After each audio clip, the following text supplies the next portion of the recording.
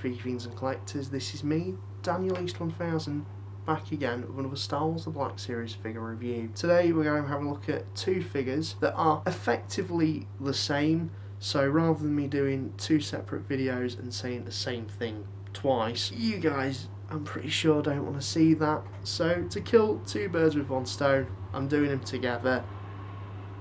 You can thank me later, preferably in the comments below.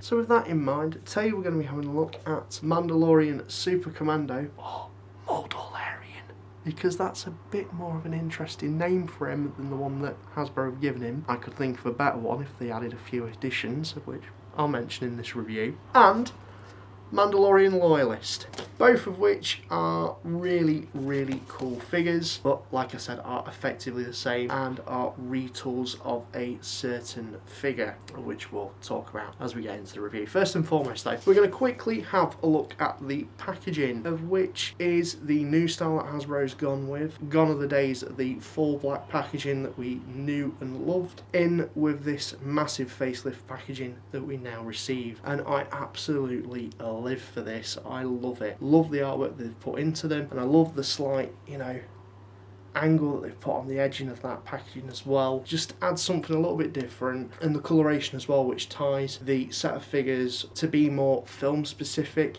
is a really cool addition. So there's the front packaging. Of course, you've got the window there so you can see the figures. Artwork on the side, nothing really going on that side, but you've got the nice continuation of that band going there as well. Star Wars The Black Series at the bottom. And on the backs of these, you've got a bio of the characters, of which I will include in the description below. Picture of the characters again as well, and the number that these characters are. Interesting thing about these numbers, because obviously Hasbro have refreshened the packaging, that always follows with a renumbering. I don't know why Hasbro does it, I don't know why they can't just continue with the numbers, but it's even more confusing because all the figures this time round, or characters rather, have been linked to the films or media that they're specifically appearing from. So now they've decided to number these characters accordingly. So for example, for Clone Wars, you've got the yellow coloration for them, and then the numbers start all the way from 1 continuing on. Basically, it's not like opening a case of figures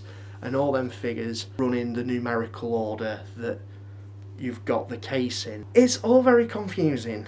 I'm sure there's better people out there who can explain it for you, but that's the sort of gist of it. But it doesn't really affect me that much, so let's move on with the packaging and just wrap it up. So as always, the thing that is very familiar, that lovely legal garb at the bottom there. Don't swallow your figures, kids. I love this new style of packaging, and I love that when you connect all your characters from your specific film or media lineup, they all match together. I've done it wrong here, so like that. And then it also gives you sometimes a little hint of other characters that are coming, and we know whose hat that belongs to. Being at your service, I'll take on any job for the right price. So that's the packaging out the way and done with.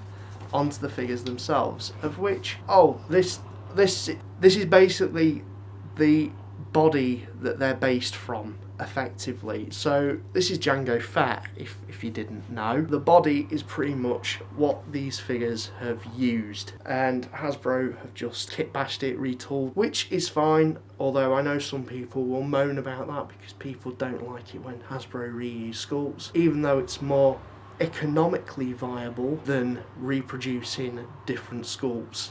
I give Hasbro fair play on that, because why break something that doesn't need breaking. With that being said though, it would have been nice with these figures at least if they did give us some different accessories, because these effectively have the same accessories. So they have the same jetpacks and they have the same blasters. If anything though, they are recoloured, so that differentiates them slightly. So both these figures utilise the Jango Fett body, although a couple of parts have either been modified or retooled just to make them work for these particular figures. Specifically in terms of the helmets, on the Mandalorian you've got the spikes on his shoulder pads, and also on both of these the actual holsters for the Mandalorian blasters. So like I said, they are effectively the same figures, just recoloured and kit bashed and retooled. Their articulation, because this also is the same, so let's just take a look at these guys a little bit more individually now that we've noted the similarities. So here we have the Mandalorian or Mandalorian Super Commando, who is basically Gar Saxon. Hasbro couldn't be asked to do his head sculpt because no other Mandalorian has a helmet like that. Granted, Gar Saxon doesn't have those spikes on his shoulder pads, but shut up. It's Gar Saxon, effectively, and I am partially tempted to give him a sniper rifle.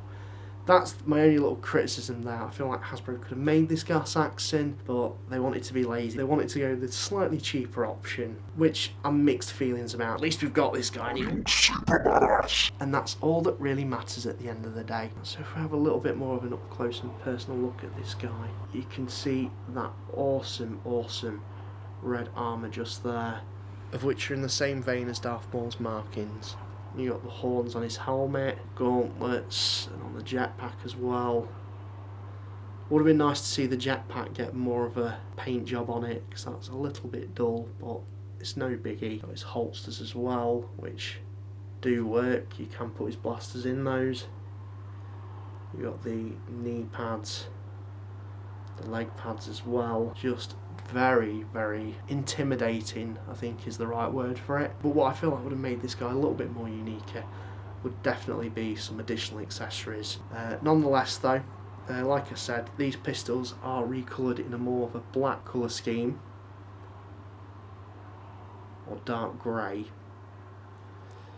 And they're sculpted quite nicely, and you can put them, like I said, in his holster. They are a little bit tight fitting, to be honest with you, but they work. And then also his jetpack does come separately, and you can remove that if you so wish, and it just attaches by a peg, which it is very secure when you do put it in there, so it's not going to budge off or knock off easily, which is great. So that's the Mandalorian or Mandalorian Super Commando. Really, really like this guy. Just the colour really sets him off. Now, that's him. If we have a look at the Mandalorian Loyalist, who's admittedly a little bit vanilla. I'm glad that I've got him. Not a hell of a lot going on with him, and I feel like he's more of a companion piece if they ever do Bo-Katan, which I hope they do, because he does feel a bit of a lemon on his own. Very much like a background character grunt, which is fine, there's nothing wrong with that at all. To me, that sort of screams army builder. Hasbro missed a trick there, because making these guys exclusive, because they were Walmart exclusives, you've limited people in terms of making a super sick Siege of Mandalore display by doing that. And I could see people buying a couple of these guys, maybe repurposing the helmet on this guy and just having a super cool diorama for that. But nope, Hasbro have limited how many you can get. Fingers crossed they changed that, because they went super quick when they went up for pre-order. Nonetheless, I digress. Super basic, not too many paint apps going on, although I do like the little decals and whatnot that they've put on the shoulder armour. Jetpack's got a bit of paint application to it, which is quite nice. On his shoulder pad there as well, another decal. His blaster pistols are a silver colour.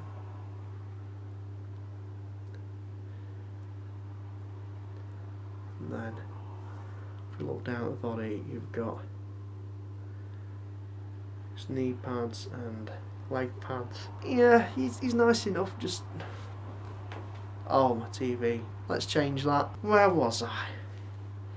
Yeah, nothing too much to ring home about this guy. It sort of is what it is. Also, just before I forget, you can put the blasters in his holster as well. In terms of articulation for both these figures, if I try and hold them together, you've got a ball jointed head on a ball hinge, so they can look in an all manner of different ways. Ball jointed shoulders, ball jointed elbows. There's also a bit of a swivel in that lower bicep as well, because you've got these cables which attach to the gauntlets, and that just allows for a bit of posability so you don't damage them, so you can move them around a bit. You've got also swivels in the forearms where the gauntlet is as well, so again, stop them from being damaged. Ball jointed wrists, ball jointed torso, ball jointed hips, swivel at the top of the thighs, double hinged knees, which are a bit stiff on mine, and ball jointed ankles with the lovely rocker joint. So you can get these guys in some really badass poses, and if you did get a couple of flight stands for them, they'd look super cool in like flight poses. Super cool, if a little bit scene fillery. As I said, I feel like people would seriously lap these up if given a second chance to get them. Because they're effectively army builders, and making them exclusive, making them a quick, you've got to rush out and get them, pre-order them, it's limited people a little bit as to what they can do with their displays. Furthermore to that, I would love to see more characters be made for the Siege of Mandalore arc. And given that this exclusive wave has 3 heroes and 1 villain, defo need Darth Maul or another Mandalorian to accompany this guy in the battle against them, because he does feel a little bit alone. Nonetheless, really pleased with these figures, particularly this one, just because the paint apps are a bit more standout-ish. So, with that being said, what do you guys think of these guys? Have you managed to get yourselves them? What do you think of them? Let me know in the comments down below, and this is me, Daniel East 1000, signing out, and thank you very much for watching.